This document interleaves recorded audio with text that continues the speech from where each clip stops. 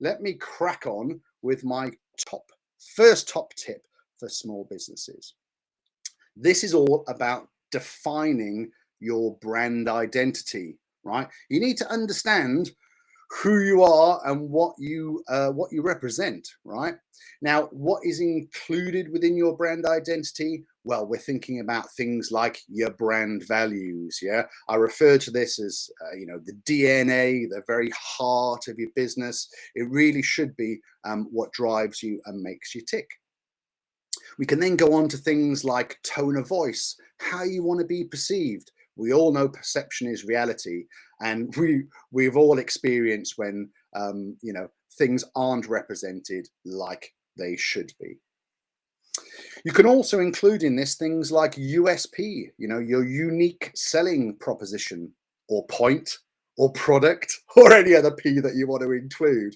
But it's all about what you hang your hat off. So what is your specialism? What makes you unique? And place that front and center. We can throw a whole lot more into a brand identity. We can even talk in this day and age about sort of the hashtags that you use, the meta tags that you use throughout your website, your strap line, anything really, if you like, that's outward facing. But the big three are your values, your tone of voice, and your USP. Now, some people, and I would say old-fashioned people really, they tend to think that this is like the fluffy stuff and that it's unimportant for small businesses to be focused on. I'm going to say that actually I think it is pretty much the most important thing to nail early on, because if you get this right, it will save you time and money. Now, you should already know your mission, your vision, your why, right? I'll take that for granted as read. But when it comes to your values, this is all about what you stand for, right? Like I say, I refer to it as your DNA. It should really run through everything that you do. A very common question I get asked is, should my values represent me as a person, or should they represent the company? And my answer to this is quite clear. If you're offering, say, personal services like I do at Miles Marketing, then most definitely the values need to represent you because you are the brand. But if, let's say, innocent smoothies as an example, you've definitely got an image that you're trying to portray there. So the values need to align more with the company and the approach that you're trying to take. Values, they're very, very personal, but try and make them clear and try and share them. Once you've identified them, don't just stick them in a bit of paper in the drawer. Put them front and center. Get them on your website. Relay them to your staff. If you can, start recruiting in line with your values, then see where your business goes. So there's your brand values. Identify them, spend time doing it. It is very, very important. Why is it important? Well, how many times have I heard, Miles, I'm not happy with our website. We've had to redo it 3 or 4 times and I'm still not happy. Or I'm not happy with our social media. The person doing it just doesn't get it right. Or I asked the designer to do us a brochure and I'm not happy with it. The thing that these comments all have in common is they haven't briefed or shared what I refer to as a brand Bible with the third party. They're pretty much doing it blind or putting their own interpretation on what they think your value should be or what they think your tone of voice should be. That's why it's important. That's why it'll save you time and money if you're crystal clear with your suppliers as to what your brand identity is. So that's your values. When it comes to your tone of voice, like I'm trying to make this simplistic so that you sort of get it and you understand.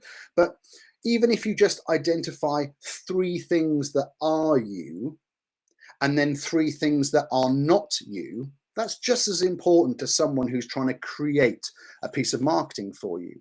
So just sort of think, are we sort of fun or are we serious, right? Just by giving that little example to someone will allow them to sort of write the copy in the style or make the graphic in the correct way. And the last thing I said was USP, your unique selling point or proposition. This is about what makes you unique and what makes you stand out from the crowd. So place this front and center. Okay, make sure that outwardly in all of your communications, you keep banging home your USP. Make sure it's in people's faces. Make sure that your website represents it.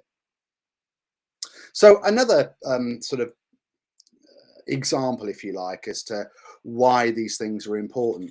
Let's say you've got a website.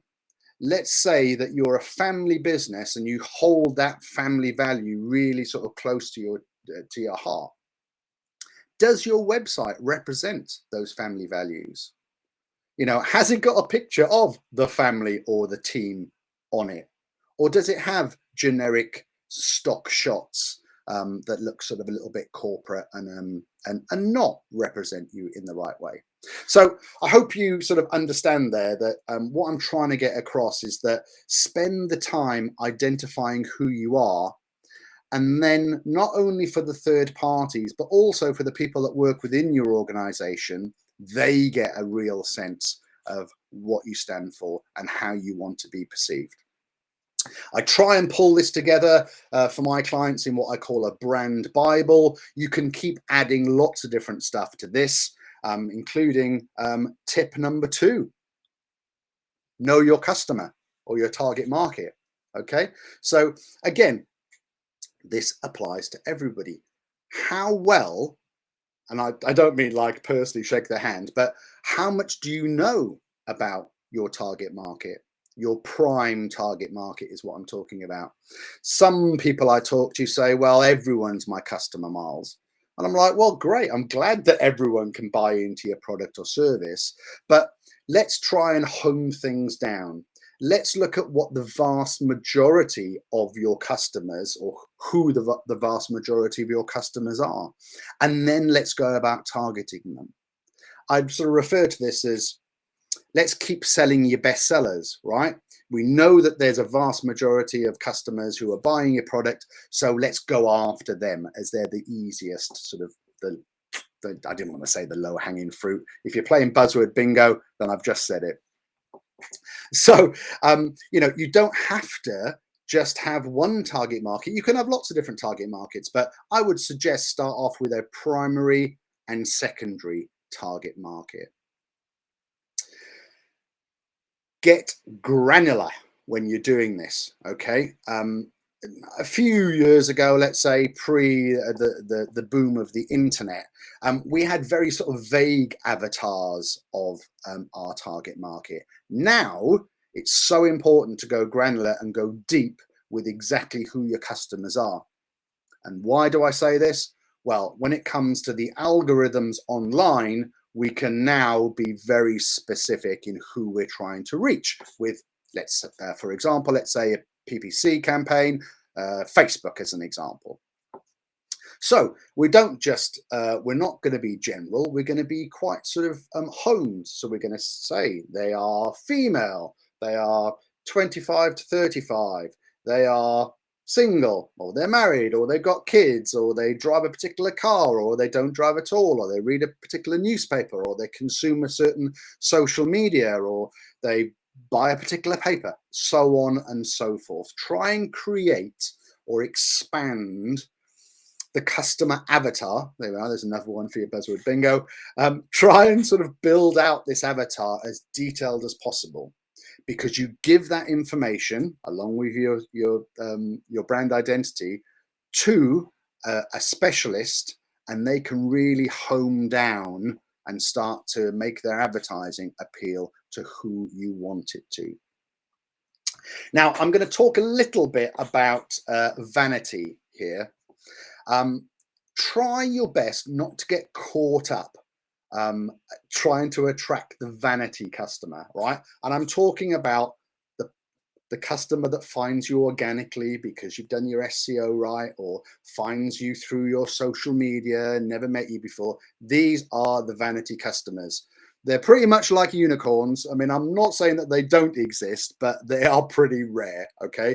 So from my point of view, let's start targeting the people that we know are already engaging with you, because that is your best way to increase your sales. There we are. We're 15 minutes in, 14 minutes in, and we're already moving on to tip number 3. Now, you'd say, but Miles, this is obvious. It is obvious, but I can tell you so many people don't do it, right? The plan's in the head. They haven't thought it out. I'm not talking about maybe creating a really complex 1 year, 3 year, 5 year, 10-year plan, right? What I'm talking about here is being practical and pragmatic and creating a plan and having something written down which is optimized for the amount of budget you've got and for the resources you've got to implement it. Think about the next 3 months, the next 6 months. Think about something being short term where you're able to sort of listen, modify and test, right? You know, sort of have a little experiment. But I've got some big news for you. I think I could have put this down as tip number 4, I suppose. Doing a little bit of marketing and spending a decent amount of money is not very effective. Okay, so let's say that you've got £1,000 a month to spend. I'm going to say to you that if you spent that £1,000 on, say, a leaflet drop, it's a very ineffective way to spend your £1,000. To do an effective local campaign, as an example, you need to spend tens of thousands of pounds, because people need to see, on average, your brand or your message at least 7 times before they'll engage with you. And that's not like they'll buy with you, that's before they even know you're there, right? So you sending a leaflet through someone's letterbox is extremely ineffective. In fact, you'll probably get no responses from like 5,000 leaflets, or if you get 1 or 2, then you've done well. However, if you had a larger budget and you were able to make sure your messages were seen in the local paper, heard on the local radio, in the local bus ad shells, through the letterbox, on social media, then you start to get a cohesive campaign where people are much more likely to engage with you. So without looking at the chat, I can almost hear people saying, well, Miles, if you're saying like, don't spend even a decent amount of money on external marketing, what do I do? Well, there are some simple things. And I have made some notes, right, to make sure I don't miss out on these things. But think about making sure that your shop window, your website, your social media reflects the brand positioning bit that we've just done. Like I said, if you're a family company, does your website shout that you're a family company, as an example? Think about emails. Think about connecting with your current or your lapsed customers. You've already got a relationship with them, and this is quite cheap to do, okay? Keep talking to your customers regularly and often. Think about some promotional items. Yeah, they've got good dwell time, okay? Think about very low cost, cost-effective mugs, keyrings, pens, that kind of thing. Here's a good one for you. How are you onboarding your clients? Yeah, hope you're all writing this down. This could have been tip 4, 5, 6, 7, 8, right? How are you onboarding your clients? So when someone engages with you, do you send them a little welcome pack? Do you send them a little promotional something? Do you send them a nice little handwritten letter to say, thank you so much for engaging, we're really looking forward to working with you? Think about that. Think about that. Think about post connectivity, right? Once someone's finished with you and your services, are you going to engage with them and say, thank you very much indeed for using my services. We hope you enjoyed it. Could you write us a review, as an example? All right. Those are sort of just some of the examples. You know, we are talking bite size, right? But not all marketing needs to be done externally. Think about your staff. If you've got staff, how much do they know about your products and services? Think about, you know, a simple newsletter or some kind of communication, or just hold a staff meeting and talk them through like your latest product. All right. They're free advertising for you. So you utilize your team effectively. Oh, look at that. We've rattled through it in under 20 minutes. Here are my top 3 tips for small businesses to get the most out of your marketing. Identify your brand identity. All right. Make sure you know who you are, what you stand for, and that it permeates through all of your communications. Make sure your third parties you deal with know who you are and what you stand for, and make sure your staff do. Don't be shy with it. Stick it front and center. Know your customer, know your target market, and get down to the detail. All right. It'll pay dividends. And create a plan. Get something down on paper or electronically or whatever, however you want to do it, but get a plan and don't stick it in the cupboard. Get a plan and follow it through. Make sure that you can do it in line with the budget that you've got and the resource that you've got internally. I'm going to leave you with sort of one last thing here, and again, maybe two extra tips. Buzzword bingo, low hanging fruit, right? I've said it before. Stop trying to chase the hard stuff. If most of your customers are coming from, say, networking or referrals, do more networking, right? You're going to get more referrals. Sort of focus where your best sellers are coming from. My final little nugget that I want to share with you is one of my little bugbears. It's when people tell me they're on social media and they're doing brand awareness. Now, let me tell you, until you're a very large company with millions of pounds to squander on brand awareness, don't waste your time and money on it, okay? Only do things that are effective. When you're on social media, be social. The clue is in the title. Spend time where your target market are. Make sure that your brand identity is reflected in the way in which you communicate and start conversations. Make yourself an authority within your marketplace or your product and engage. It's not about likes. It's not about views. They don't mean shit. What does matter is the social connection, adding value, and becoming an authority within your field. There we are. If you had shit on Buzzword Bingo, then you've probably got a full house.